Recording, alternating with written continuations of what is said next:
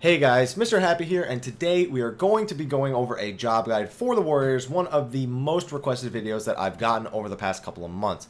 This guide will encompass all aspects of the Warrior, including single target rotations, AoE tanking, Wrath stack management, cross-class abilities, proper cooldown usage, useful macros, and overall tanking advice. But before I start, let me just say this guide is effective as of patch 2.0. However, we have received word that there will be changes to the job in patch 2.1, so I will be releasing an updated guide based on those changes when they become available to us. So without further delay, let's get into it. The Warrior is a tank job that focuses on recovering from large amounts of damage as opposed to negating it prior to taking it. After taking large amounts of damage, the Warrior has several abilities designed to deal with the loss quickly, but knowing when the right time to use them and when is not the right time to use them can mean the difference between life and death. First, we are going to go over the single target rotation on mobs. So this is when you're really just tanking one mob, the rotations that you can do. And it's really not too complicated with this. So this part of the guide is going to mainly focus on rotations that you can do starting from the beginning of a fight in order to ensure that you can hold enmity as best as possible throughout the entire fight. First and most importantly, before ever even engaging the mob, ensure that your Defiance buff is up. This buff doubles your enmity generation, gives you more HP, and allows you to generate stacks of Wrath, which we'll talk about later. However, it does also greatly decrease the damage that you deal. Each stack of Wrath increases your critical hit rate and healing received. So in a future section of the guide, we will, as I said, discuss the Wrath management for patch 2.0.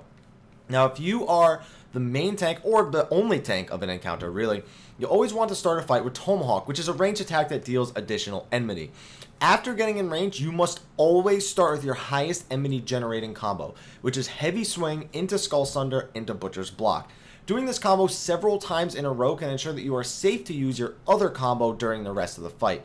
The number of this combo specifically that you have to do will rely heavily on your gear, the gear of your entire party, as well as whether or not you crit or pop any offensive cooldowns.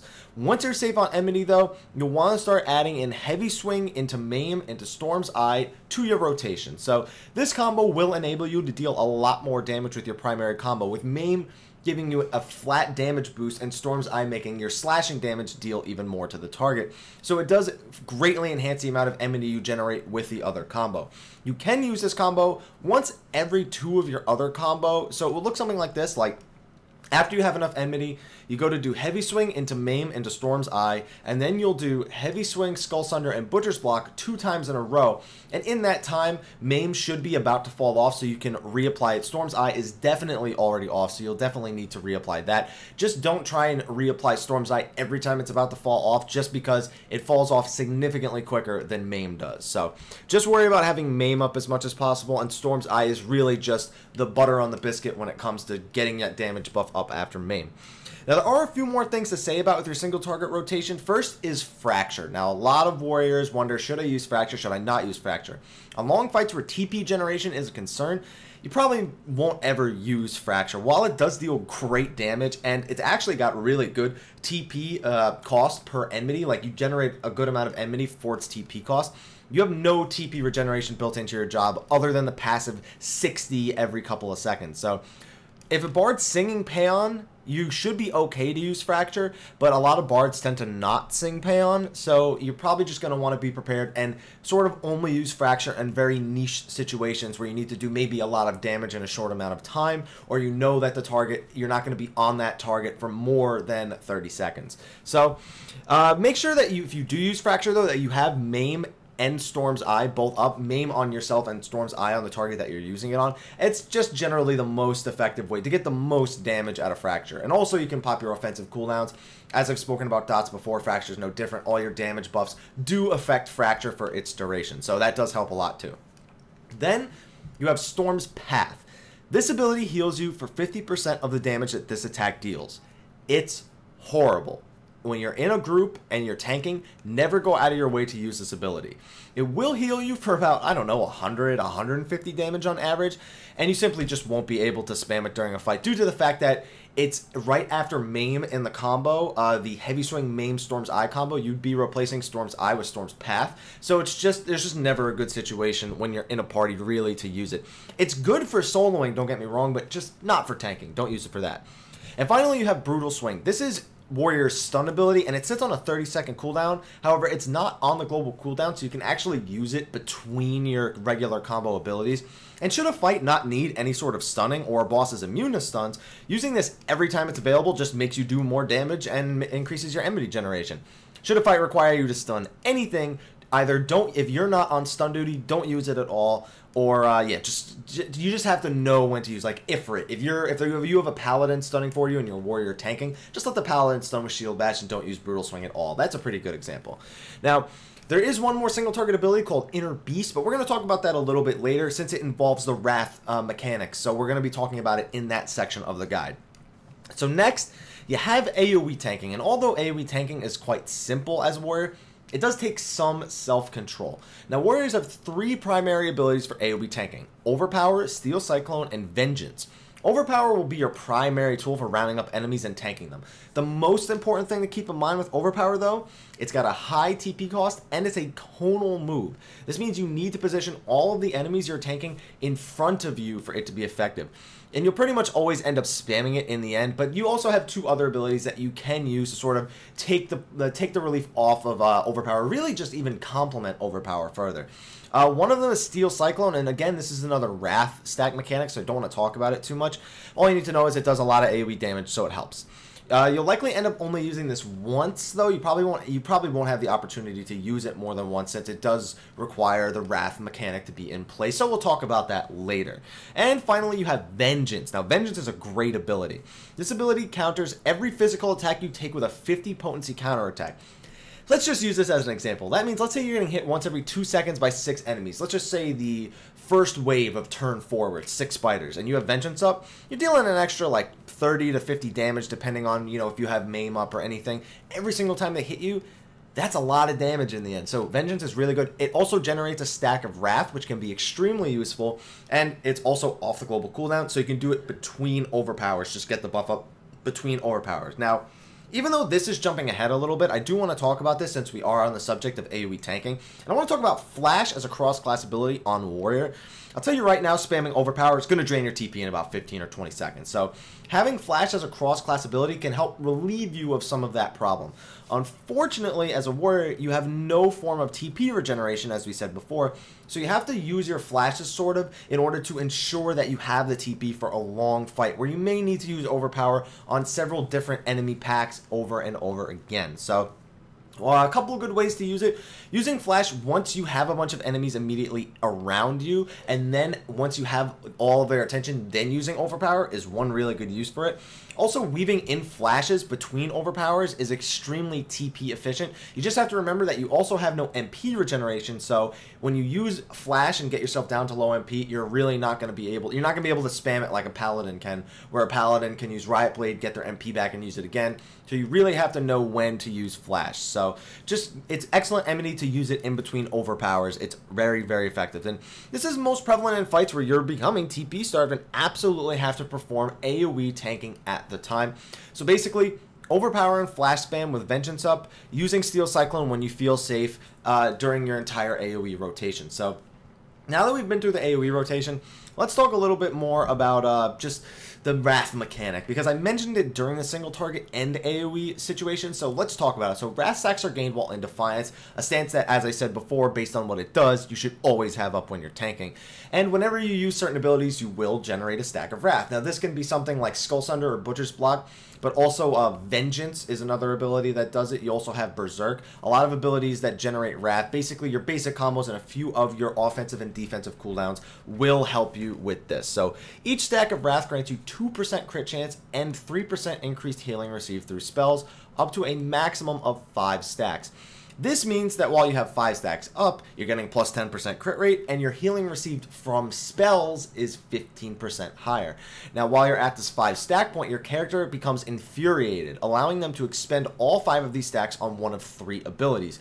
Using these abilities will cause you to sacrifice the crit and healing buff until you obtain the stacks again, which, as I said, you will do just using your base abilities. So as stated, it allows you to activate one of 3 abilities at the cost of losing all your stacks. The most common one that you'll use pretty much is Inner Beast. This attack hits for the same potency as Butcher's Block. However, it additionally heals you for 300% of the damage done. That's a lot. 300% of damage done. Let's put it in perspective. You hit for 500, you're healing for 1500, pretty much. Think about it in that, in just raw number terms. And you want to use this more as a defensive cooldown, though. Since you really are doing it for the healing aspect, you want to use it to either heal before big hits or after big hits, such as Titan's Mountain Buster. Next is Steel Cyclone. Now, again, I mentioned this ability before, and there's really not much more to say about it. Now, ability simply deals a large amount of AoE damage. That's all it does. It doesn't even have increased enmity generation or anything like that. You'll probably only be able to safely expend this once during an AoE rotation because Overpower doesn't generate wrath stacks. So unless you use Infuriate and use Steel Cyclone, you really won't even ever have access to the ability unless it's happening like mid-fight and you've had a Steel Cyclone prepped for the fight. A great example is on Garuda. When she summons plumes, it's actually a great time to use Steel Cyclone just to add a little bit more damage onto the plumes. You have to time it carefully so that you hit the maximum number of plumes, but it's damage and it does in fact help kill those plumes a little bit quicker. And finally, you have Unchained. Unchained allows you to shed yourself of Defiance's damage decreasing aspect for a short time. As I said, Defiance does decrease the damage that you deal by a pretty significant amount. But this is best used for, it has two really good uses. The first one is DPS intensive phases such as Titan's Heart. And it also is good for generating large amounts of enmity on fresh targets. So it's going to change fight to fight which one you're going to use it for. But remember that it does have an extremely long cooldown. So you can't just use it every time you have 5 wrath stacks. It's just, you're never going to be able to do that. And that brings me to my next point, really.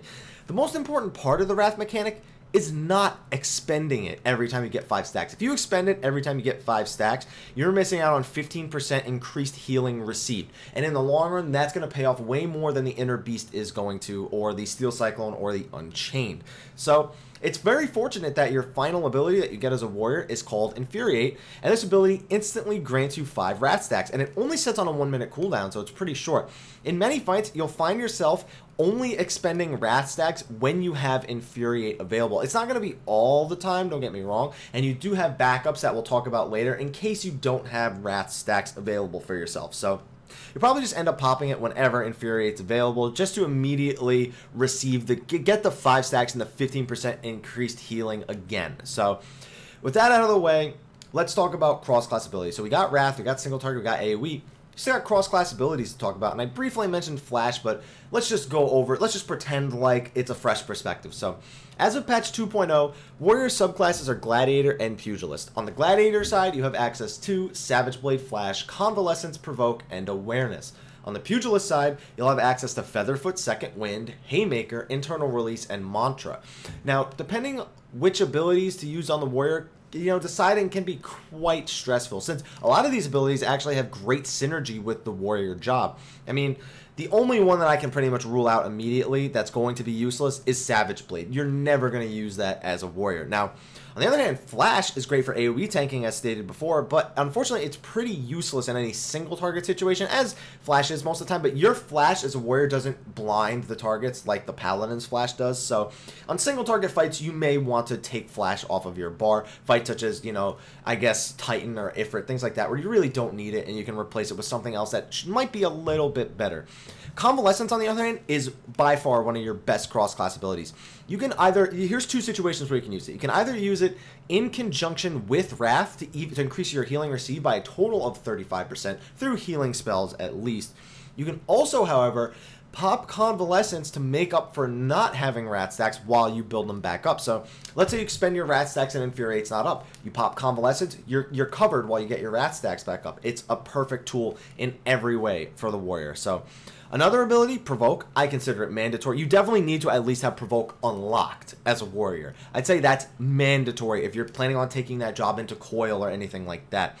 And the reason why is you're able to use it to trade enmity with another tank, which is just amazing. And it can save the lives of your party. If maybe your healers had to do some extra healing and they're a bit ahead of you in enmity, and the boss changes aggro, you can get them back real quick with Provoke. So make sure you save it for situations like that. It is not good to go into a fight with Provoke starting, and I'm going to talk about that a little bit later. So Finally, the last gladiator ability to talk about is awareness, and again, this is great. Although it doesn't seem like it'd be great, you know, just prevents you from being critically hit. It's not a guaranteed damage cut.